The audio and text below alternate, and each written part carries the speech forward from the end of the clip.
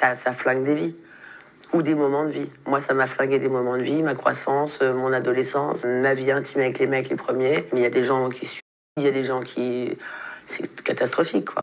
Donc elle m'a fait un bond, on se faisait des bons, trucs. Donc elle m'a fait un bond, elle avait découpé des nez, elle a fait un collage, et derrière il y avait marqué une participation pour ta chirurgie du nez, j'avais jamais... 1000 francs pour refaire ton nez.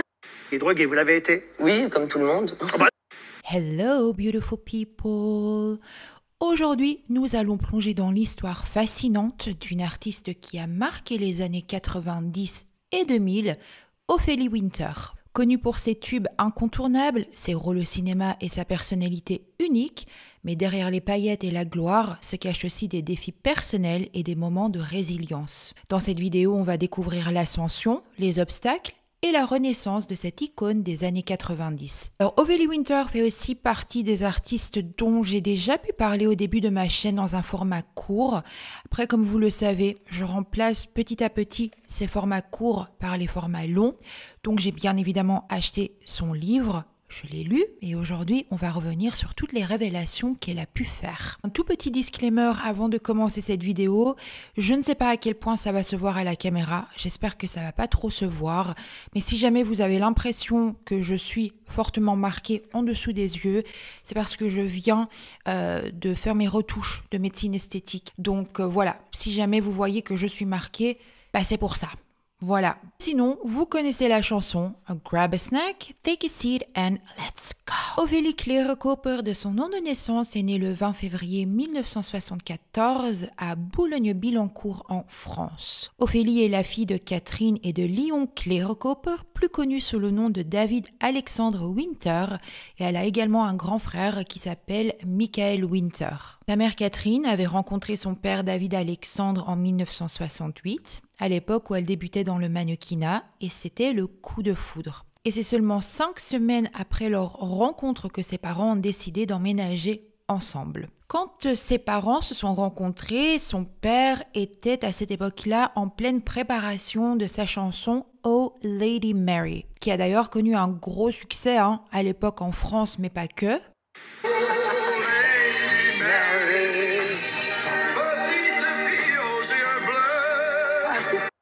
Et c'est d'ailleurs quelque chose qui a commencé à poser problème au sein de leur couple, puisque son père a commencé à être sollicité, beaucoup sollicité, et c'est quelque chose qui n'était pas très simple à gérer pour la mère d'Ophélie. À cette période-là, sa mère travaillait dans une boutique de mode, alors que son père, de son côté, vivait sa meilleure vie, à profiter pleinement de ses tournées, à faire la fête, et j'en passe. Et là, à cette même période, sa mère Catherine est donc tombée enceinte de Michael, le grand frère d'Ophélie. Et là, lorsque son grand frère Michael est né, cette bonne nouvelle a malheureusement été accompagnée d'une mauvaise, puisque sa main droite n'avait aucun doigt. Ophélie a pu confier que le cordon ombilical s'était enroulé autour d'eux dans l'utérus, bloquant leur développement. C'est vrai que c'était un gros coup dur pour ses parents. Elle a pu confier que ses parents vivaient pratiquement chacun de leur côté, même s'ils vivaient sous le même toit. En fait, si vous voulez, à cette période-là, les seuls moments que ses parents passaient réellement ensemble, c'est lorsqu'ils partaient en vacances ensemble. En plus de ça, à cette époque-là, la carrière de son père déclinait. Et c'est quelque chose qu'il avait du mal à gérer, puisque quand on a connu un succès comme il a pu connaître avec sa chanson Oh Lady Mary, c'est vrai que ça a commencé à jouer sur son moral. Là, Ophélie a pu confier que sa mère aurait du coup insisté auprès de son père pour faire un deuxième enfant. Son père aurait du coup accepté et c'est 9 mois plus tard qu'Ophélie est née. Je vous la cite. Lorsque j'arrivais sur Terre, c'était déjà la fin pour mes parents. C'est quelque chose qu'on ne m'a jamais caché et qui ne m'émeut plus aujourd'hui. Ma naissance les avait brièvement rapprochés, mais leur couple était voué à l'échec. Mon père ne connut plus jamais le succès de Oh Lady Mary et vécut très mal ses revers successifs. Alors que j'avais 2 ans, il nous quitta pour tenter de relancer sa carrière aux États-Unis. En fait, j'étais un bébé pour rattraper la situation, leur couple. Et elle m'a faite pour le retenir, et ça n'a pas marché. Donc je suis un échec. Que c'était un gros coup dur pour leur mère qui s'est du coup retrouvée seule avec ses 2 enfants à charge et une situation financière qui n'était pas des meilleures. Elle a quand même tenté sa chance dans des milieux où son physique était mis en avant, mais malheureusement, elle n'a pas percé et réussi comme elle l'aurait souhaité. Et c'est donc à ce moment-là que sa mère aurait commencé à pousser Ophélie sur le devant de la scène. Elle a du coup commencé, je reprends ses mots, à la traîner de casting en casting dès l'âge de ses 6 ans. Ophélie a d'ailleurs pu souligner dans son livre que pour elle, c'était clairement du tapinage artistique. Et avec le recul, elle s'est rendue compte qu'elle devait quelque part réussir là où sa mère avait échoué. Elle était mannequin, ça n'a pas très bien marché. Elle a fait un disque qui n'a pas marché. Donc, elle s'est dit, à 6 ans, elle m'a mis, je dis un mot qui est un peu vulgaire, mais elle m'a mis le tapinage artistique. Elle m'a fait travailler, j'étais mannequin, j'ai bossé depuis l'âge de 6 ans, quoi. Et c'est d'ailleurs à l'âge de 10 ans à peine qu'Ophélie a enregistré son premier titre, donc la chanson des Klaxons, en duo avec Bob. Donc suite à la sortie de cette chanson, Ophélie a commencé à être invitée sur pas mal de plateaux, donc notamment sur le Club de Dorothée ou Croque Vacances. Et c'est sa mère qui s'occupait du coup de ses tenues, ses coiffures, etc. Et c'est seulement 3 ans plus tard qu'elle a ressorti un titre, donc Poil de carotte, et elle a encore une fois souligné que c'était sa mère qui insistait pour qu'elle aille enregistrer ses sons, qu'elle aille les chanter sur des émissions télévisées, etc. Et qu'elle, de son côté, elle s'en serait bien passée, en gros. Voilà, c'était pas vraiment une partie de plaisir pour elle à cet âge-là.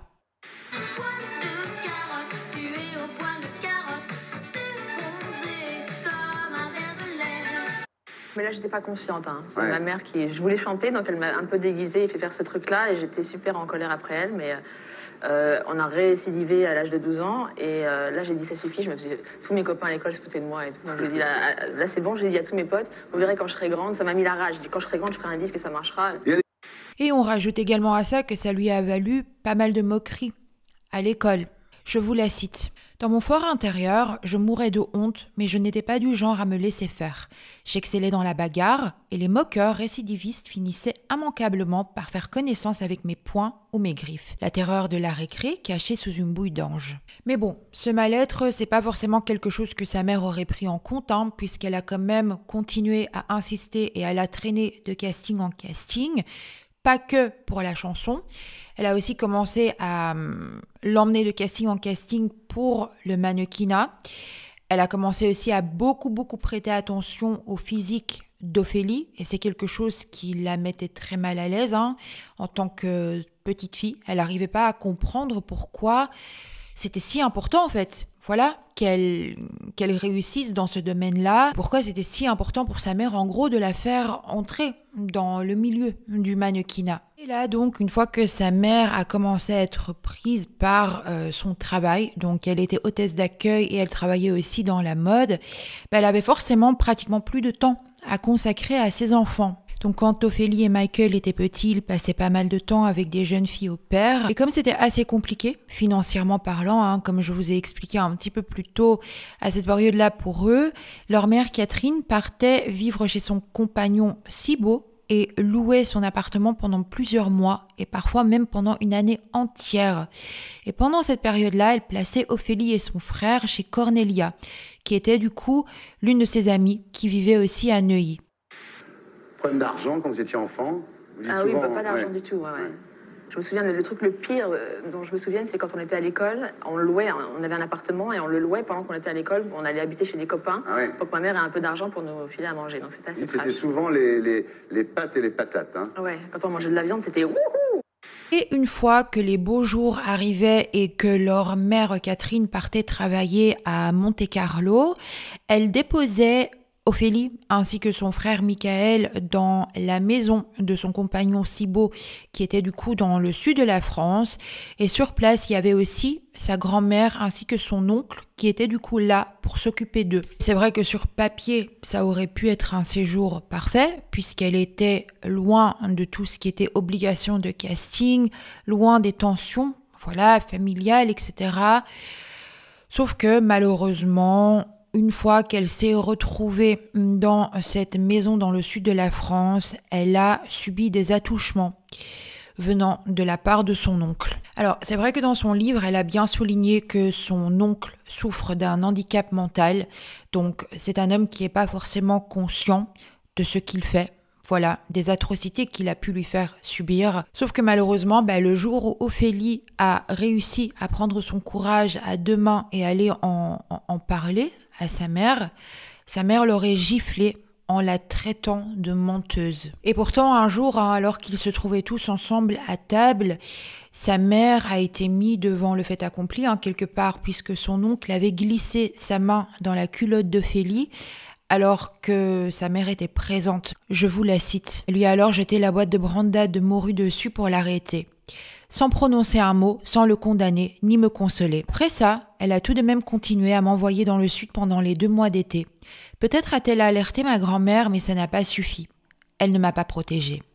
Se démerder comme elle pouvait pour gagner de l'argent, donc elle nous laissait pendant les 2 mois de vacances avec ma grand-mère et mon oncle chez mon monsieur qui m'a élevé, que je considère comme mon père. Et de 6 ans à 16 ans, j'ai été tripotée par le frère handicapé de ma mère, et qui était monstrueux. Moi j'étais tétanisée, il me faisait peur, il puait, c'était horrible. Alors c'est vrai que quand elle était petite, ça lui arrivait assez régulièrement de prier pour que son oncle meure. Et c'est seulement plus tard, avec le recul, qu'elle a compris que personne ne l'avait jamais remis en place, quelque part.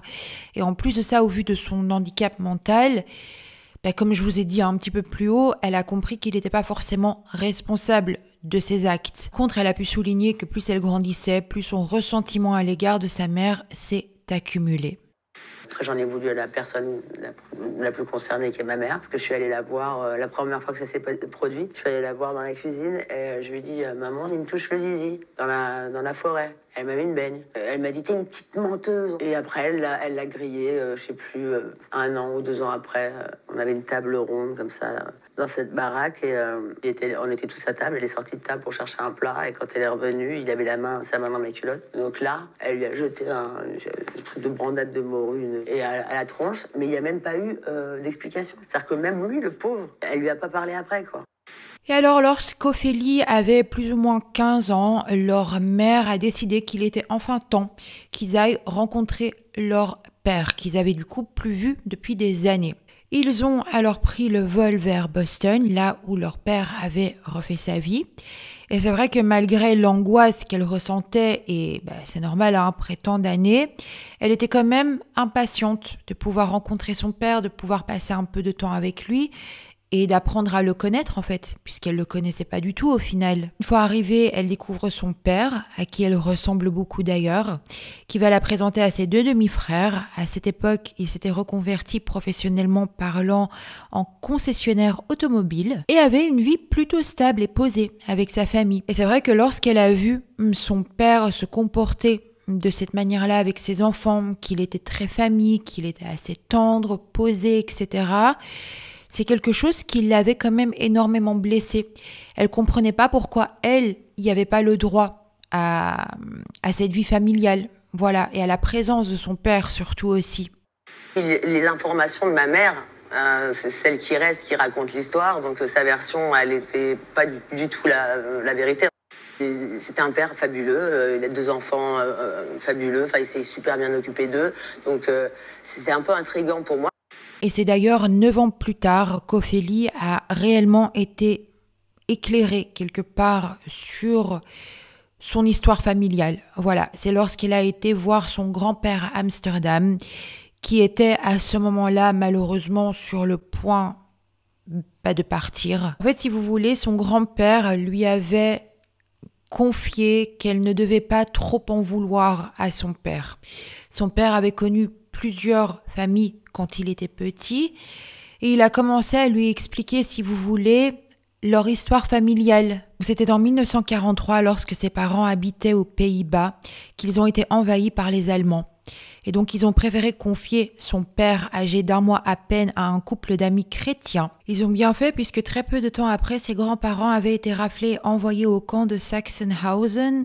Désolée pour la prononciation. Et à peine quelques mois plus tard, la famille d'accueil de son père avait été dénoncée par les voisins et les Allemands ont fini par leur retirer son père. C'est un officier qui voulait le sauver. Il avait à peine 8 mois. Donc, il voulait le sauver en le cachant chez lui alors qu'une infirmière prenait soin de lui.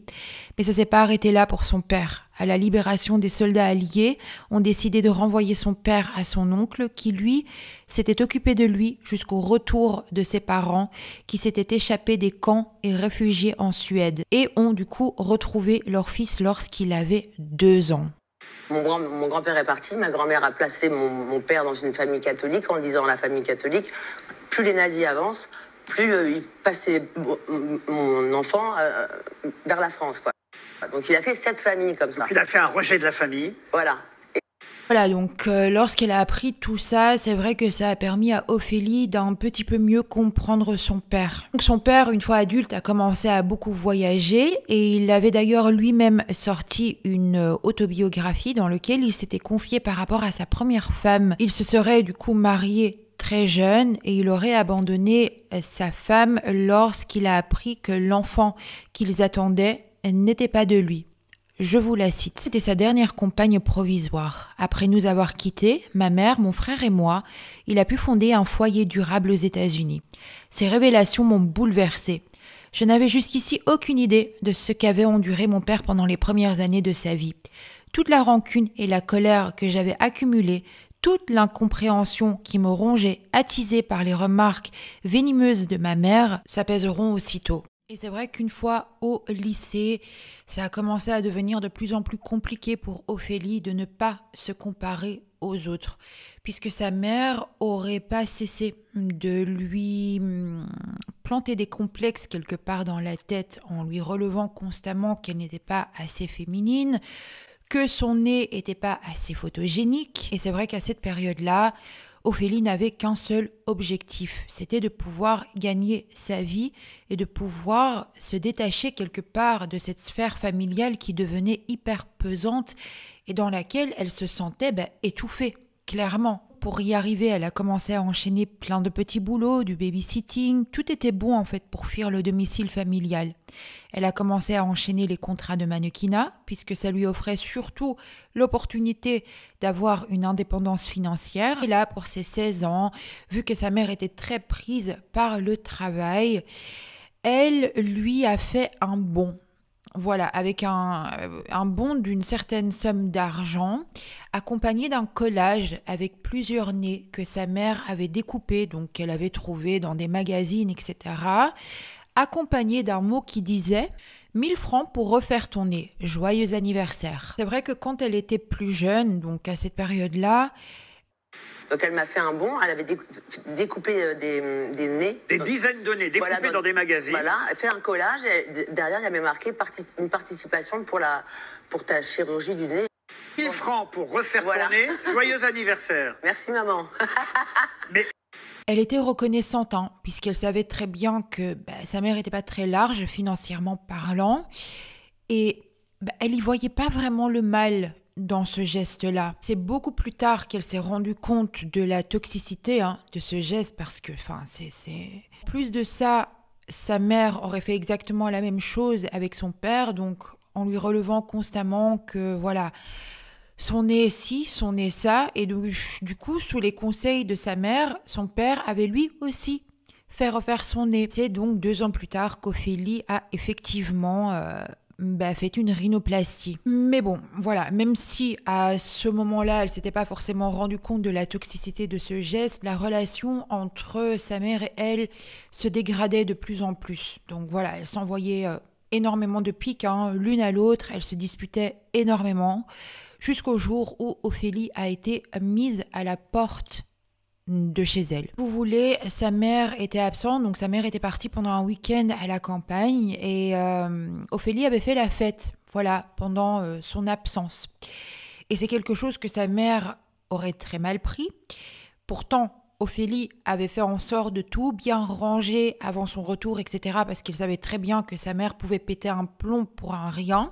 Mais il y avait un petit détail qui a tout fait exploser à ce moment-là. Et c'était une cuillère manquante parmi les couverts. Je vous la cite. Et ça a été mon erreur.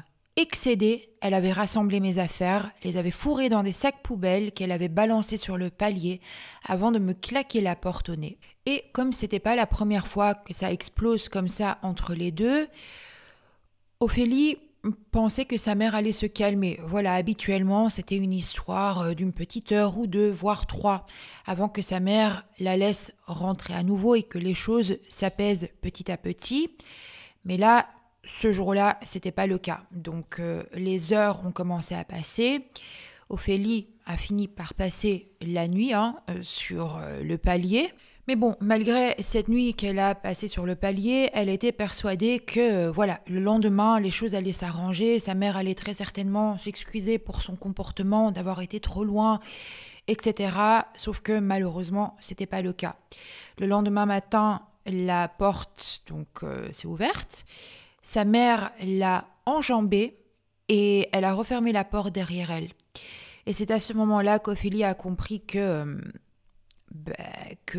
c'était assez grave, quoi. Donc elle a commencé à rassembler ses affaires qui étaient du coup déjà dans des sacs poubelles pour les charger dans sa voiture. Je vous la cite. Désormais, j'allais devoir me débrouiller seule, sans filet de sécurité, sans bon d'anniversaire, sans génitrice toxique. Julie était assez débrouillarde malgré la situation, puisque elle dormait dans sa voiture, elle allait dans les toilettes du McDo pour se brosser les dents avant de se rendre au casting, donc de publicité, de beauté, etc., etc. Et c'est là qu'elle a fini par être recrutée par une grande agence de mannequins, l'agence Absolue. Et petit à petit, son profil a commencé à intéresser. On lui a alors proposé de partir pendant plusieurs mois en Autriche et elle a sauté sur l'occasion. C'était pour elle le moment parfait de complètement couper avec Neuilly. Et malgré tout ce que sa mère lui a fait subir à cette période-là, une fois qu'Ophélie a commencé à bien gagner sa vie, elle est notamment revenue sur un moment quand elle a invité sa mère à Vienne pour son anniversaire. Donc des billets en business, des beaux restos, des très jolis cadeaux. En gros, elle avait tout fait pour lui faire plaisir et c'est à partir de ce moment-là qu'elles se sont retrouvées. J'offrais des voitures à ma mère avec des nœuds rouges. Je la mettais dans la voiture avec un bandeau sur les yeux. J'offrais des... C'est pas connu au bon moment. Côté carrière, après l'Autriche, elle a poursuivi son année en Espagne, toujours pour travailler. Elle posait notamment pour des catalogues de robes de mariée. Elle a ensuite enchaîné avec Barcelone, où elle posait pour une marque de maillots de bain. Et puis, une fois de retour à Neuilly, malgré son jeune âge, elle était devenue une femme autonome, indépendante. Et avec le recul, elle a pu confier que même si c'était très brutal, la manière dont sa mère l'a quelque part jeté dans la gueule du loup, pour elle, sa mère lui avait fait le plus précieux des cadeaux puisqu'elle a appris à se débrouiller, certes parce qu'elle n'avait pas le choix, mais elle savait alors s'occuper d'elle-même. Elle a été responsabilisée sur les questions d'argent et sur la valeur du travail. Et donc, côté amour, c'est à cette même période-là qu'Ophélie a rencontré un jeune homme qu'elle appelle R dans son livre. Et ce jeune homme en question, c'était sa première longue relation. Donc elle avait rencontré à son retour de la Tunisie. D'ailleurs, dans son livre, elle décrit ce jeune homme comme un fantasme sur pattes. Donc ce jeune homme en question s'est dirigé vers elle. Il lui a demandé son numéro. Ils ont commencé à discuter, à se voir ensuite et ils ont passé une année ensemble avant de se séparer. Je vous la cite. Elle m'a beaucoup apporté, mais elle était sans comparaison avec la suivante, celle qui a changé le cours de ma vie. Et elle parle bien évidemment de Prince. Mais on a eu un truc, c'est un coup de foudre, je sais pas si c'est vraiment un coup de foudre. Et on s'est rencontrés le soir à l'after show. Et le lendemain, il m'a envoyé, oh my god, quand je le vois, ça me fait de la peine. Il m'a envoyé un billet d'avion pour le rejoindre le lendemain, quoi. Oui, Prince, c'était mon chéri. C'était mon premier chéri, je trouve que c'est pas mal comme score. Et il m'a appris tout. Enfin, c'est grâce à lui que j'ai fait de la musique, en fait. C'est lui qui m'a tout appris. Lui et mon frère en inspiration. Et c'est Prince qui m'a rendu ingénieur du son. Voilà. Et ça me permet d'enregistrer des albums toute seule et de faire de la musique seule, ce qui est assez rare pour une femme. Donc, elle l'avait rencontré lors de son concert à Bercy en 1992. À la base, Ophélie y était puisqu'elle accompagnait un ami à elle, Théo Allen, qui est choriste. et qui participait du coup à la première partie du concert de Prince. Ophélie avait rejoint son ami Théo dans les backstage qu'elle avait croisé Prince le temps d'un instant. L'ami Théo lui a tout de suite relevé que Prince l'avait regardé. Une fois le concert fini, ils se sont tous dirigés vers l'after et à la demande de Prince, personne ne pouvait fumer dans cet endroit. Et comme je reprends les mots d'Ophélie, respecter les règles n'était pas forcément son plus grand atout. Elle s'est alors mise à demander aux personnes autour d'elle si quelqu'un avait une cigarette. Et donc là, il y a une fille qui va lui passer une cigarette. Ophélie va alors se diriger vers l'espace VIP. Elle allume sa clope. Et là, il y a une main qui va lui retirer la cigarette de la sienne. Elle se retourne, elle était énervée et c'est à ce moment-là qu'elle s'est retrouvée nez à nez avec Prince. Et elle lui a quand même dit « Vous croyez tout permis ? Je suis désolée, je sais parfaitement qui vous êtes, mais moi, j'ai envie de fumer. Alors si vous voulez que je quitte le club, très bien, mais pas sans ma clope. » Et là, elle a pu confier que Prince, en fait, face à sa réaction, lui, il a éclaté de rire. Donc du coup, ça a fait en sorte que ça a complètement brisé la glace. Donc ils ont commencé à discuter un petit peu. Il lui a demandé qui elle était. Et à cette période-là, il n'y avait pas les réseaux sociaux. Donc elle n'avait pas de quoi lui renvoyer vers une page YouTube ou un SoundCloud ou un truc du style. C'était vraiment son CD qui lui servait de carte de visite. Donc, il lui a alors pris par la main en lui proposant d'aller écouter son disque dans sa voiture. Je vous la cite. À la fin de mon single, sans transition, il m'a demandé « Tu sais cuisiner ?» J'ai hoché la tête, un peu perdu. Alors on va chez moi. Il m'a emmené avenue Foch dans son immense appartement surchauffé. Par 2000 degrés, j'ai découvert ces 1000 mètres carrés couverts de moquettes hollywoodiennes de 10 cm d'épaisseur. De fil en aiguille, un malentendu linguistique nous a rapprochés. Nous parlions à bâton rompu et lorsque je lui ai dit « I want to test you », je veux te tester, il a compris ou a préféré comprendre « I want to taste you », je veux te goûter. Notre premier baiser est parti de là, ne jamais négliger les vertus des quiproquos. Donc, lorsque Prince est reparti le lendemain, ils savaient tous les deux qu'ils voulaient se revoir le plus rapidement possible. Et c'était chose de faite, puisque le surlendemain, Prince lui avait proposé de venir le rejoindre à LA. Elle l'a évidemment accepté. Et il avait tout organisé, donc le voyage, l'hôtel, etc., etc. Ils se sont alors rejoints dans une boîte de nuit qui lui appartenait, le Glam Slam, et Ophélie a commencé à boire un petit peu d'alcool. Alors, il faut savoir qu'à cette époque-là, Ophélie ne buvait pas du tout. Donc, son cocktail lui est très rapidement monté à la tête. Et la première question qu'elle lui a posée quand elle était un peu pompette entre guillemets, c'était « Est-ce que tu es gay ?» Et c'est pas forcément quelque chose qu'il aurait très bien pris, donc il lui avait répondu « I will show you how gay I am » et il l'a sorti de la boîte. Ils se sont dirigés vers sa voiture et c'est là où il l'aurait du coup embrassé passionnément. Et ils ont passé leur première nuit d'amour ensemble. Et donc voilà, ils ont passé 4 ans au total ensemble. Alors, ils n'habitaient pas sur le même continent, donc ils ne se voyaient pas tout le temps, mais dès que c'était possible, ils faisaient en sorte de se rejoindre et de passer des moments de qualité, en gros, ensemble. Il a également pu confier qu'au-delà d'être en couple, c'était aussi un petit peu son mentor. Voilà. Et puis évidemment, dans son livre, elle est revenue sur plein d'anecdotes par rapport à sa relation avec Prince. Mais voilà, si jamais ça vous intéresse, je vous invite à acheter son livre. En 1993, qu'ils ont enregistré un titre ensemble, Le plus bel homme de l'univers. Mais apparemment, voilà, à cause d'un conflit, ce titre n'a pas pu voir le jour. Michael Sala, qui était mon directeur artistique chez Warner il y a 20 ans, et qui a un DAT de Most Beautiful Girl in the World, que j'avais traduit en français et en masculin pour Prince, il m'avait envoyé toutes les bandes à Guillaume Tell encore, et avec toutes les voix séparées, donc c'est déjà une perle. Et donc cette version-là, je l'ai qu'en DAT, c'était Paisley Park, je l'avais renvoyé à Paisley Park, il l'avait mixé, il me l'avait renvoyé sur cette date, et j'ai que celle-là, et c'est Michael Sala qui l'a. Michael. Voilà. Alors, Michael. Donc, côté carrière, en 1994, lorsqu'Ophélie avait 20 ans, qu'elle a été invitée dans le bureau de Laurence Opetti, qui était donc la directrice du département musique et divertissement de M6. Elle avait repéré dans La Nuit la plus love, première Coupe du monde de la séduction, une émission qui avait été produite par Thierry Ardisson. Et elle avait donc demandé de venir puisqu'elle avait proposé d'animer l'émission Hit Machine. Et même si elle était vraiment angoissée, elle avait peur de décevoir, elle a quand même accepté.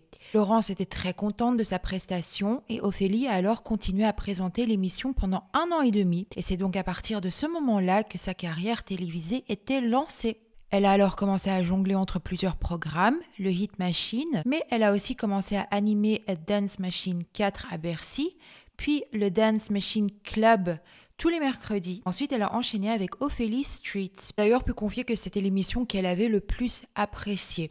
Et c'est après avoir passé 2 ans à M6 qu'elle a commencé à se consacrer à 100% en studio. Et même si ses premiers singles n'avaient pas rencontré le succès espéré, c'était en 1995 que tout a basculé pour Ophélie lors de la sortie de Dieu m'a donné la foi, qui s'est d'ailleurs vendu à plus de 500 000 exemplaires. Dieu m'a donné la foi, devant de moi, j'ai dans le cœur ce qui de mes pas. Jour au lendemain, le public et les médias se sont appropriés mon nom, mon image et ma vie. Je n'ai pas tout de suite compris que quelque chose m'échappait dans cet engouement médiatique sans garde-fou, qui était à la fois un tremplin et une plaque glissante. Insouciance de la jeunesse, j'ai accueilli cette réussite avec légèreté, me laissant emporter par la spirale positive qu'elle déclenchait. Son premier album, Nos soucis, était un véritable succès, porté par des titres comme Dieu m'a donné la foi et Shame on You. Sa voix puissante et ses performances scéniques dynamiques lui valent rapidement une grande popularité. L'album est certifié disque de platine et a fait d'elle une star de la pop en France. Son deuxième album, Privacy, sorti en 1998, confirme son succès et a continué à séduire le public avec des hits comme Je marche à l'envers. Son troisième album, Résurrection, est sorti en 2009. En parallèle de sa carrière musicale, Ophélie s'est également fait remarquer au cinéma avec des rôles dans des films comme Bouge et Tout doit disparaître. Dans les années 2000, Ophélie a continué à diversifier sa carrière. Elle a participé à des émissions de télé-réalité comme La ferme des célébrités et Danse avec les stars. Et en 2019, elle a donc publié son autobiographie Résilience.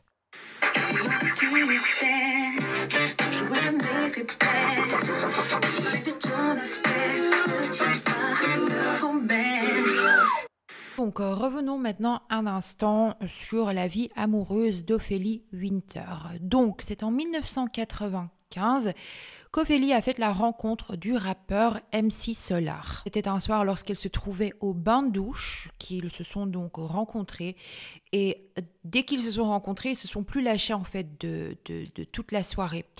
Et elle a pu expliquer que contrairement à Prince, qui avait quand même un petit peu ce rôle de mentor, c'était pas le cas avec MC Solar. Enfin, le rapport était vraiment d'égal à égal. Mais malheureusement, dès le début de leur relation, il y a quelque chose qui a commencé à poser problème et c'était la presse à scandale. Voilà, faut savoir que la presse à cette époque-là adorait faire passer Ophélie pour une jeune femme qui changeait de mec comme de string, hein, en gros. Et en plus de ça, elle avait tout le temps les paparazzis collés au cul. Donc du coup, lui subissait aussi. Voilà, en sortant avec elle, il a dû faire face à cette déferlante médiatique en gros. Bon, ils ont quand même réussi à tenir bon, hein. Ils ont emménagé ensemble et après quelques années, ils ont même acheté une maison ensemble à Neuilly. Et même si c'était l'amour fou entre eux, parce qu'ils s'aimaient vraiment beaucoup, hein, voilà, malgré les bas, on va y revenir dans un instant, et comme on dit, l'amour ne fait pas tout.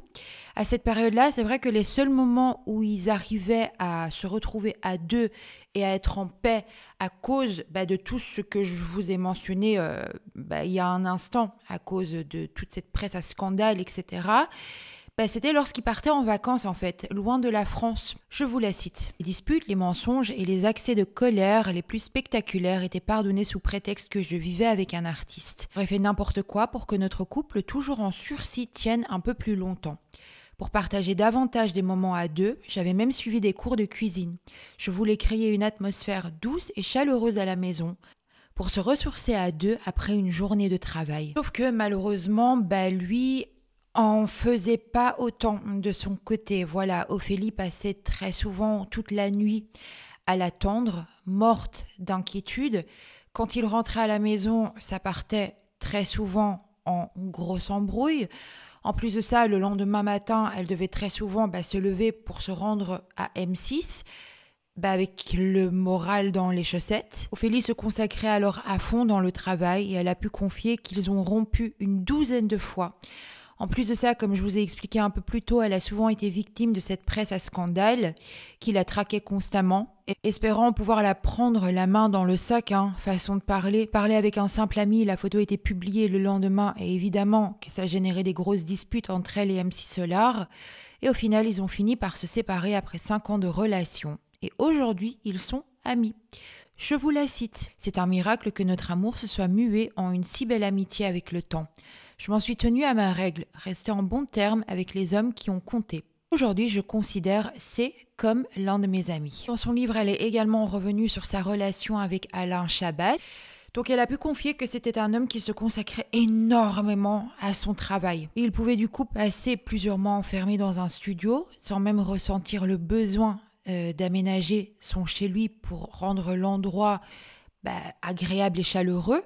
Il sortait uniquement de chez lui quand c'était vraiment nécessaire. Et un peu comme avec MC Solar, les seuls moments où ils se retrouvaient réellement à deux, c'était quand ils partaient ensemble en vacances. Et voilà, un jour, elle a fini par apprendre qu'Alain avait une liaison avec une autre jeune femme sur l'un de ses tournages.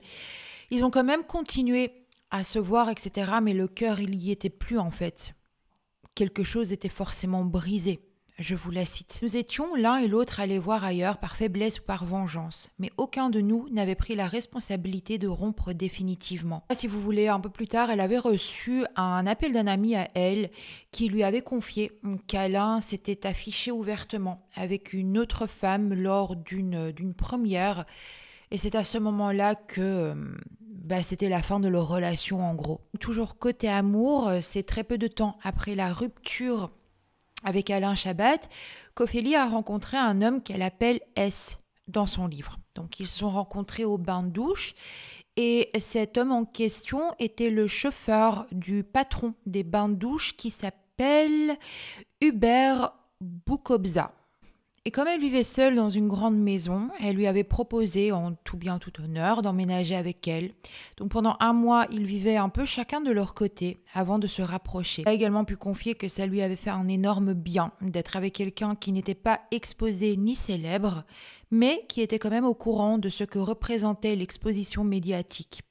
Et il lui a été d'un gros soutien pendant cette période compliquée de sa vie. Et d'ailleurs, je voulais revenir un instant sur les répercussions de ce train de vie, vous savez, cette fast life, parce qu'elle en a touché quand même, elle a touché quelques mots par rapport à tout ça et je trouvais ça pas mal intéressant. Donc elle est notamment revenue sur un burn-out qu'elle a eu par rapport à toute cette charge de travail qu'elle avait constamment. Je vous la cite. « A était accaparée par ses films, ma mère m'encourageait à signer de plus en plus de contrats et mes amis me connaissent comme quelqu'un de joyeux et aimant la fête. Car auprès d'eux, je préférais faire bonne figure plutôt que de risquer de plomber l'ambiance avec mes plaintes. Les signes d'exténuation sont apparus, mais je les ignorais. Je savais que j'avais une grande capacité de travail et d'endurance tant que je pouvais décompresser le soir. Le stress des deadlines, des responsabilités, la nécessité de ne pas décevoir, d'incarner l'image sexy et légère que tout le monde avait de moi, toute cette tension était présente depuis si longtemps que je ne la remarquais même plus. Comme une gaine rigide et asphyxiante que j'aurais oublié d'enlever. Mais ce qu'on tente d'ignorer, notre corps se charge de nous le renvoyer en pleine figure. » On dit que vous travaillez 20 heures par jour, c'est vrai? Je dors en général 2 à 3 heures par nuit, donc le reste du temps, je suis active. Elle est revenue un peu plus en détail sur la névralgie dont elle souffre. Donc si vous voulez, au début, quand elle a commencé à avoir ses douleurs, etc., elle pensait qu'elle souffrait d'une rage de dents. Donc elle a commencé à ressentir une douleur au niveau de la mâchoire qui s'est ensuite étendue au niveau des sinus, des oreilles, ainsi qu'au niveau des yeux. Et c'est vrai que les médecins à cette époque-là n'arrivaient pas à comprendre de quoi elle souffrait réellement. En plus de ça, à cette même période, la relation entre sa mère et elle-même commençait à se dégrader de plus en plus. Le ton montait de plus en plus souvent. Il y avait plein de choses qui allaient plus. Ça, elle bossait ensemble, puisque sa mère était sa manager. Et elle a pu confier que la confiance était complètement rompue en gros. Sa mère aurait aussi pas mal parlé d'Ophélie, soulignant qu'elle était irresponsable. Elle se plaignait de ne pas être suffisamment payée. Et pourtant, Ophélie avait l'impression d'être très généreuse avec sa mère à tout niveau. Même au niveau des cadeaux qu'elle lui faisait. Elle lui avait notamment offert la voiture de ses rêves, avec l'attention qui va avec. Elle lui avait bandé les yeux, l'avait installée dans le siège conducteur, les mains sur le volant, pour ensuite lui retirer le bandeau. Et pourtant, rien n'était assez. Au lieu d'avoir de la gratitude, elle lui aurait dit « Mais moi, je n'ai pas les moyens de payer l'assurance. Tu ne peux pas faire des cadeaux normaux comme tout le monde ?» Et là, après plusieurs disputes, sa mère aurait encore une fois décidé de complètement zapper Ophélie de sa vie. Elle lui aurait envoyé par coursier des affaires qui étaient encore chez elle, donc qui appartenaient à Ophélie, et elle serait donc ensuite partie séjourner à Saint-Martin avec un millionnaire qu'elle fréquentait à cette époque-là. Et donc comme sa mère ne voulait plus s'occuper de sa carrière, Ophélie s'est rendue dans l'appartement de sa mère en son absence pour pouvoir récupérer des documents dont elle avait besoin en fait pour son travail. Et quand elle était là, elle serait donc tombée sur des lettres qui l'ont profondément blessée. Je vous la cite. « Ma mère parlait de moi dans des termes outranciers, me dépeignant comme une cinglée irrécupérable à qui on ne pouvait pas se fier. Malgré notre brouille, j'étais choquée par la violence de ses propos, pire que ce que j'avais imaginé. Je découvrais la face cachée de ma mère.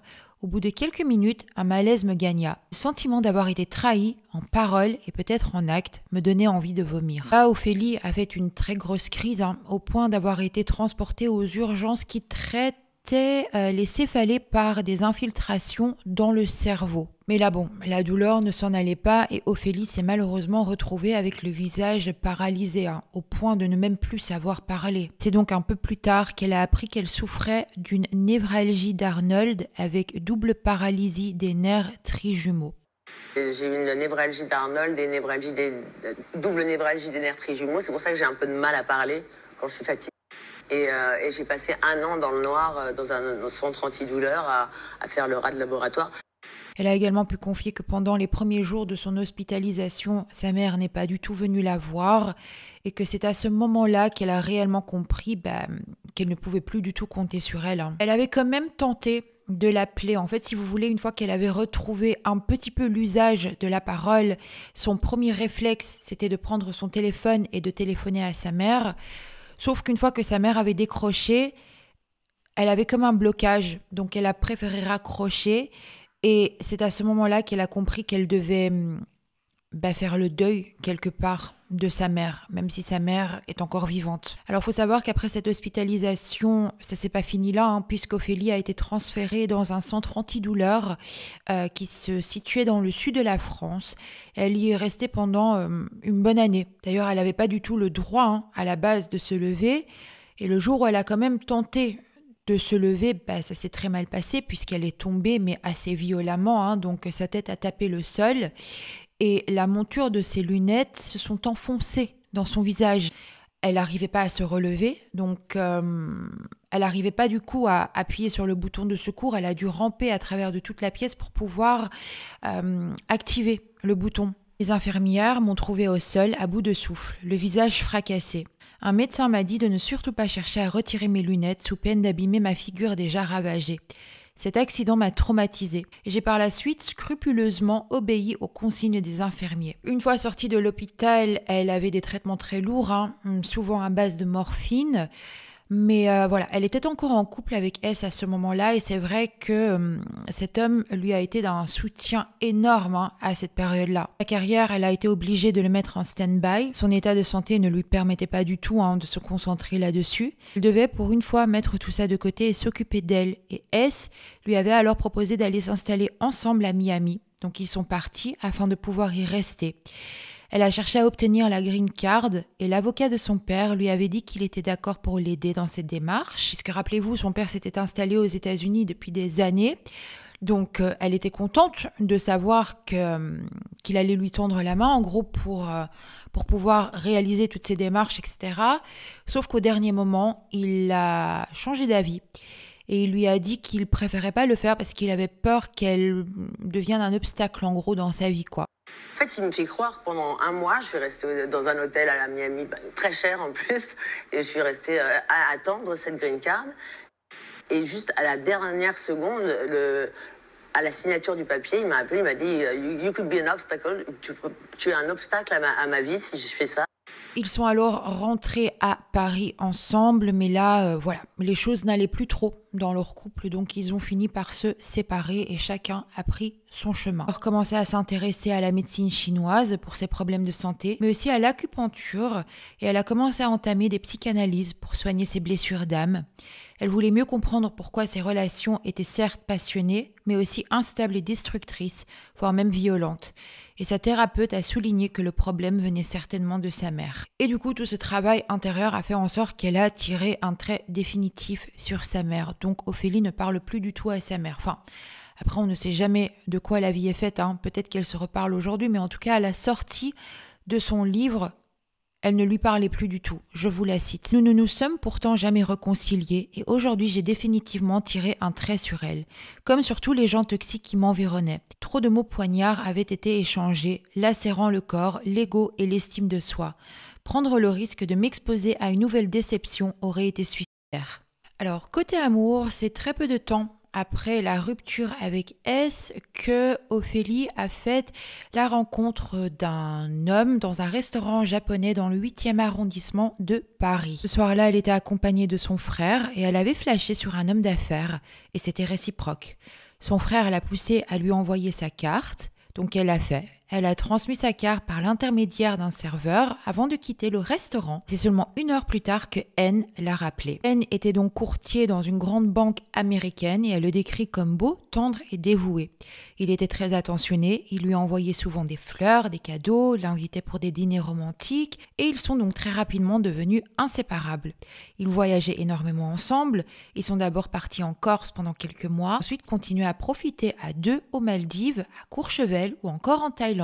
Et pour une fois, elle a réellement mis sa carrière en stand-by pour vivre sa vie de femme et vraiment profiter. Sauf que là, alors que tout se passait relativement bien, Ophélie s'est retrouvée au cœur d'un gros scandale médiatique. C'était donc le 13 juin 2007 que la police s'est présentée à son domicile pour trafic de stupéfiants. Ils sont rentrés, elle a pu expliquer qu'ils ont brièvement fouillé les lieux avant de lui demander de les suivre, donc au poste, puisqu'Ophélie a du coup été mise en garde à vue. Et Ophélie a fondu en larmes puisqu'elle savait qu'elle n'était pas du tout une criminelle, donc elle les suit en pleurs sur tout le chemin.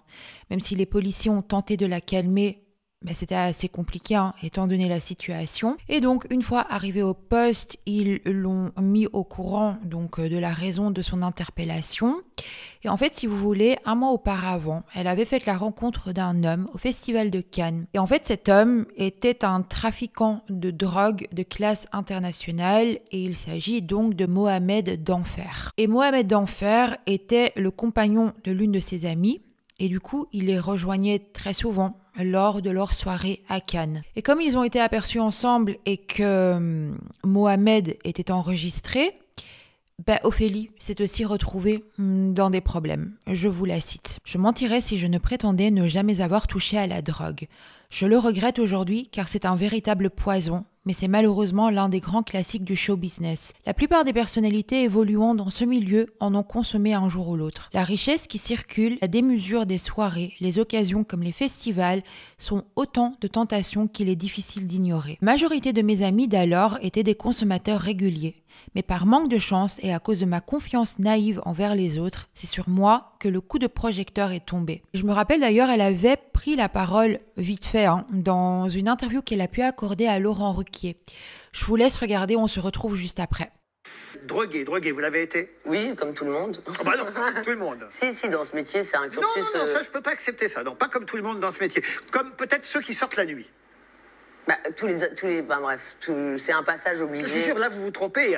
On peut demander à plein de gens aussi sur ce plateau. Je pense pas qu'on soit tous drogués. Sur Non, ce je dis plateau. pas, je suis Non, non, pas mais en vous train de dites dire comme tout le monde. Mais comme tous les gens que je fréquentais, tous les artistes, Et c'est vrai que ses propos ont été jugés assez problématiques dans cette interview parce que voilà, elle a quand même balancé que tout le monde se droguait entre guillemets.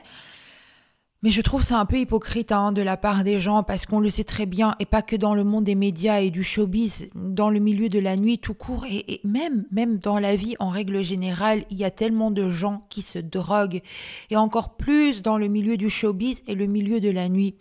Donc certes, elle aurait peut-être pas dû dire ça comme ça parce qu'il faut pas faire une généralité, non. Pas tout le monde se drogue, mais je veux bien la croire que la plupart des gens qu'elle a pu côtoyer à cette période-là et tous les gens du milieu, enfin pas tous, mais beaucoup de gens du milieu du show business, etc. Voilà, on va arrêter de jouer aux hypocrites 2 minutes. On le sait très bien que la plupart tapent dans la coke. Voilà. Dire que dans le milieu du showbiz et le milieu de la nuit, il y a beaucoup plus de personnes qui se droguent que ceux qui ne se droguent pas. Voilà. Donc, je trouvais ça un petit peu hypocrite de la part des gens, alors qu'au final, voilà, ce qu'elle dit, c'est pas vraiment faux. Certes, il faut pas généraliser, mais c'est pas tout à fait faux. Donc, au final, son récit correspondait en tout point aux écoutes qu'ils avaient effectuées et ils ont très vite compris qu'elle était honnête avec eux. Et au bout de 3 heures, ils l'ont laissée partir. Elle n'a eu aucune suite à cette interpellation et aucune charge contre elle. Elle n'a pas été mise en examen et elle a juste dû payer une amende pour avoir consommé et elle souligne que c'était tout à fait normal qu'elle ait dû payer cette amende-là. Sauf que vous vous doutez bien que les médias, le lendemain, cette histoire s'est trouvée de partout, voilà, sur toutes les couvertures de magazines, dans tous les, bref, tout le monde en parlait. Et c'est vrai que c'est quelque chose qu'elle a très mal vécu. C'est vraiment une histoire qui a fait parler pendant plusieurs semaines. C'était pas une histoire de 2-3 jours. C'était vraiment quelque chose qui a été tiré sur le temps. Et elle a été prise elle avait honte au point de ne plus oser sortir de chez elle. Je vous la cite. Elle, je suis sortie grandie de l'injustice qui m'était faite, mais épuisée et vidée de ma confiance en moi. En plus de ça, à cette même période, Ophélie s'était engagée de participer à l'émission Popstar. Et étant donné tout ce gros scandale qui avait éclaté, la production lui avait avancé un contrat qui leur permettait en gros de la virer du jour au lendemain sans devoir avancer de motif en gros. En fait, si vous voulez, à cette époque-là, eux pensaient qu'elle était complètement ingérable et très certainement sous l'influence de la drogue. Du coup, ils ont préféré fonctionner de cette manière-là pour se protéger d'une mauvaise surprise. Donc Ophélie n'avait pas vraiment le choix que d'accepter de faire profil bas, mais ça a eu des répercussions sur sa manière de se comporter. Elle faisait vraiment très attention à ce qu'elle disait, elle avait toujours peur de faire un faux pas, et elle sentait bien évidemment tous les regards braqués sur elle. Et là, donc, une fois le tournage fini, elle est repartie en vacances avec N, sauf que cette belle vie qu'elle menait auprès de N a commencé par la lasser. Après 2 ans et demi de relation, elle a pu confier qu'il commençait à lui taper sur le système. Lui la traitait comme une reine, mais elle, de son côté, a commencé à, je reprends ses mots, à le traiter très mal. Elle a pu confier qu'elle n'a jamais été habituée à sortir avec un homme qui était réellement gentil. Elle avait plutôt l'habitude des bad boys, et avec le recul, elle se rend compte qu'elle n'a pas pu apprécier ce que N avait à lui offrir, et petit à petit, elle a commencé à lui mener une vie impossible. Elle a également rajouté qu'à cette période-là, elle avait 35 ans, et qu'elle voulait de nouveau s'amuser quelque part, comme elle aurait dû le faire à 25 ans, sauf que c'était pas possible, avec la carrière et tout ce qui englobait tout ça, c'était juste pas possible à cette époque-là. Donc voilà, la relation s'est finie. Elle est rentrée à Paris et elle est restée célibataire pendant une bonne année. À ce moment-là, elle a commencé à se mettre à fond dans le sport. Elle a commencé, comme elle voulait le faire, à voir ses amis très régulièrement. Ses amis venaient très souvent jouer de la musique chez elle à la maison.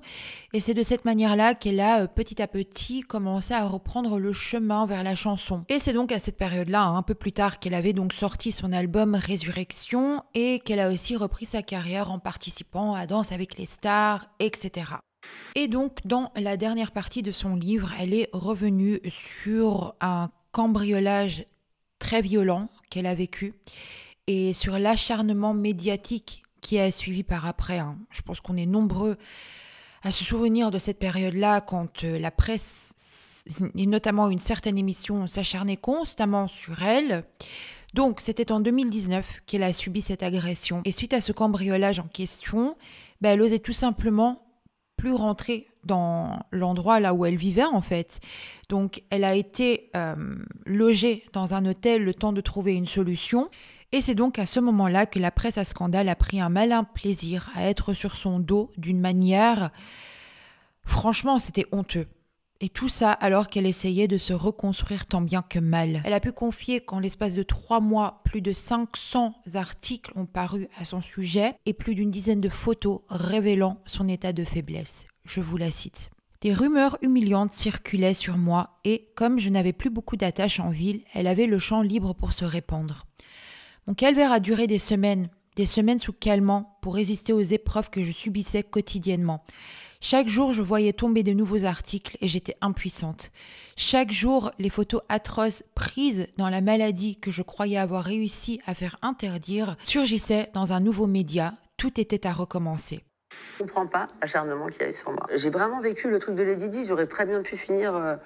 Je devais conduire mieux que son chauffeur, j'en sais rien, mais il y a 2-3 fois où j'ai pris des rues à sens unique sans savoir si c'était des voyous ou des paparazzis, parce qu'au bout d'un moment, tu as une tribu, on te colle des GPS sous ta voiture, puis des trucs, mais hyper flippants. Donc, en même temps qu'en plus, je me faisais massacrer par les paparazzis. J'étais malade, personne l'a su, ils ont dit que j'étais droguée ou je sais pas quoi, la photo où je suis... comme ça, avec le nez défoncé, ils ont été dire des horreurs, que c'était la drogue ou je ne sais quoi, alors que je venais de me faire fracasser le visage et toutes les côtes et que j'ai passé 1 an à l'hôpital. Et donc, je pense qu'on aurait fait ce qu'on m'a fait à quelqu'un d'autre. C'est ce que dit mon avocate en plaidoirie. N'importe quelle personne se serait suicidée 20 fois, quoi. Mais SDF, comme l'a écrit la presse People. Non, je trouve ça malheureux. Rassurez-nous. Non, je suis pas SDF. Tout va bien pour moi, mais je trouve ça horrible de dire des choses comme ça sur les gens. Il ferait mieux de braquer leur caméra sur les vrais SDF parce qu'il y en a vraiment une tonne et qu'ils ont besoin d'aide. Moi, je suis vraiment pas SDF. Tout va bien. J'ai une vie, j'ai une maison. Alors c'est vrai qu'elle est revenue sur quelques amis qui ont quand même tenté de prendre de ses nouvelles. Et puis d'autres qui n'ont tout simplement pas osé. Pour elle, c'était une période très très compliquée de sa vie. Elle se sentait en danger, elle se sentait, c'est pas juste elle se sentait, elle était continuellement traquée. Dès qu'elle sortait de l'hôtel, il y avait des gens qui la poursuivaient pour prendre des photos. Et c'est vrai qu'elle a pu souligner, elle a raison, c'est une situation qui aurait pu faire péter les plombs à n'importe qui. Quand on essaye j'essaye de me mettre à sa place, même si on ne peut jamais comprendre ce que la personne vit, tant qu'on ne le vit pas soi-même, mais ça doit être horrible. Déjà, tu passes par une phase très compliquée de ta vie, t'as tous les médias qui sont sur ton dos, dès que tu mets un pied dehors, t'as des dizaines de personnes qui sont là avec leur appareil à photo pour essayer d'avoir leurs clichés, c'est n'importe quoi, vraiment. Et je pense, oui, effectivement, que ce genre de situation-là, oui, ça peut faire vriller n'importe qui, en fait. C'est là que Ophélie a décidé de partir à la montagne pour échapper à l'enfer qu'elle vivait à Paris. Elle a pu confier que c'était la meilleure décision qu'elle aurait pu prendre. À la base, elle devait partir pour 2 semaines, mais elle a finalement prolongé de plusieurs mois. Une fois arrivée là-bas sur place, elle a d'abord suivi une cure pour assainir son organisme. Les personnes présentes dans cette retraite l'ont aidée à se purifier de tout ce qui était tension, sommeil, alimentation. Elle a dû revoir pas mal de choses et c'est quelque chose qui lui a fait un énorme bien. Je vous la cite. Dans cette retraite, j'ai appris à voir la solitude comme une chance de mieux vivre, de s'écouter et même de mieux cerner les autres en aiguisant son intuition. Quand on vit seul, notre capacité à analyser les gens est décuplée. Dès la première rencontre, je suis maintenant capable de voir si une personne est positive ou négative, si elle aura une bonne ou une mauvaise influence. Celles qui ne sont pas équilibrées énergétiquement, qui ont une mauvaise hygiène de vie ou qui mentent par habitude sont bien sûr à fuir. Et puis une fois de retour à Paris, Ophélie ne supportait plus du tout en fait tout ce qui venait avec le fait de vivre à Paris étant Ophélie Winter.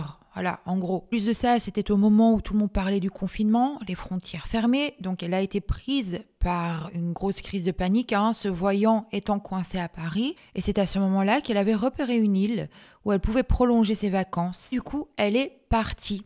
Et d'après mes recherches sur son compte Instagram, etc., il me semble qu'elle vit toujours à La Réunion. Donc voilà, je pense qu'elle a enfin trouvé sa paix intérieure, mais aussi une paix globale. Voilà, en quittant Paris et tout ce milieu.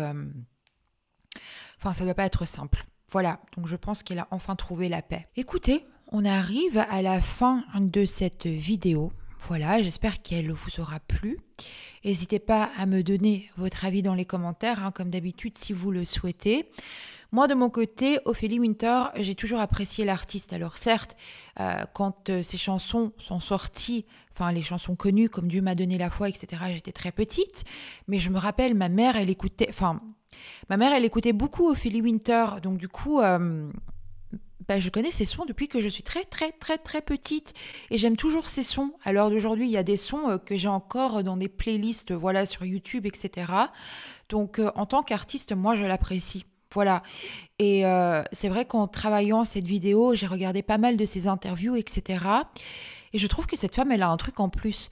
Vous savez, il y a des gens, ils ont ce petit truc en plus. Beaucoup ce qu'elle dégage. Voilà. Je trouve qu'elle a une chouette personnalité, j'aime bien comment elle s'exprime, j'aime certains de ses sons, etc. Donc voilà, globalement, c'est quelqu'un que j'apprécie. Et c'était un plaisir d'ailleurs de travailler cette vidéo parce que, comme je vous avais dit, j'avais déjà fait un format beaucoup plus court d'une 20aine de minutes. Et donc c'était un plaisir de lire son livre, de découvrir son histoire et... que dire d'autre que c'est une femme très forte. Seules les personnes qui ont réellement eu une relation toxique avec leur mère, leurs parents, etc. sont capables de réellement comprendre à quel point ça détruit. Vraiment, ça te détruit l'âme quand t'as pas la chance d'avoir une relation saine, mère-fille ou même père-fille, mais ça m'étonne pas que la relation avec sa mère ait eu autant de répercussions sur plein d'aspects de sa vie, sur ses relations amoureuses, sur plein de choses. Ce que j'aime beaucoup chez elle aussi, c'est qu'elle met vraiment en avant donc la thérapie, la spiritualité, le fait de devoir se retrouver quelque part seul pour pouvoir se reconstruire et ouvrir les yeux sur la toxicité qui nous entoure, etc. J'aime bien ce genre de discours parce que pour moi, je suis du même avis. Je la rejoins aussi sur beaucoup de points par rapport à ce sujet-là, quand elle parle du fait, quand on prend le temps de réellement être seul face à soi-même et faire ce travail nécessaire, etc., que ça nous permet vraiment de réaliser beaucoup de choses par rapport à notre entourage, par rapport à la toxicité de certaines personnes, etc. Je suis très contente de voir, du moins de ce que je vois sur les réseaux sociaux, etc. et à travers de son livre, qu'elle a enfin aujourd'hui pu trouver cette paix intérieure, qu'elle a vraiment pu se reconstruire à l'aide de plusieurs outils. Et puis j'espère quand même qu'elle reviendra peut-être un jour avec du nouveau son, si elle le souhaite, si c'est toujours quelque chose qui est dans ses projets d'avenir. Mais moi, ça me ferait plaisir de revoir Ophélie Winter sur le devant de la scène. Parce que comme je vous ai dit, moi, j'aime bien ces sons un peu à l'ancienne. Dieu m'a donné la foi, Sache, etc. Je les écoute encore de temps en temps. Donc voilà, globalement, c'est une personne que j'apprécie. Écoutez, je vais arrêter mon blablatage. Je vous fais plein de gros bisous. On se retrouve très prochainement pour une nouvelle vidéo. Je vous prépare aussi une grosse vidéo chit-chat que je vous ai promis et je vais me baser d'ailleurs sur toutes les questions que vous m'avez posées dans l'onglet communauté et sur Insta.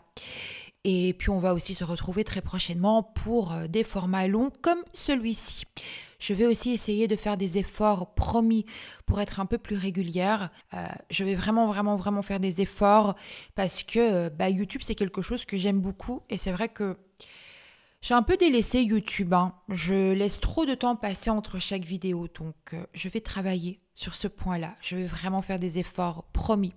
Je vous fais plein de gros bisous, prenez bien soin de vous et on se retrouve très prochainement pour une nouvelle vidéo. À bientôt!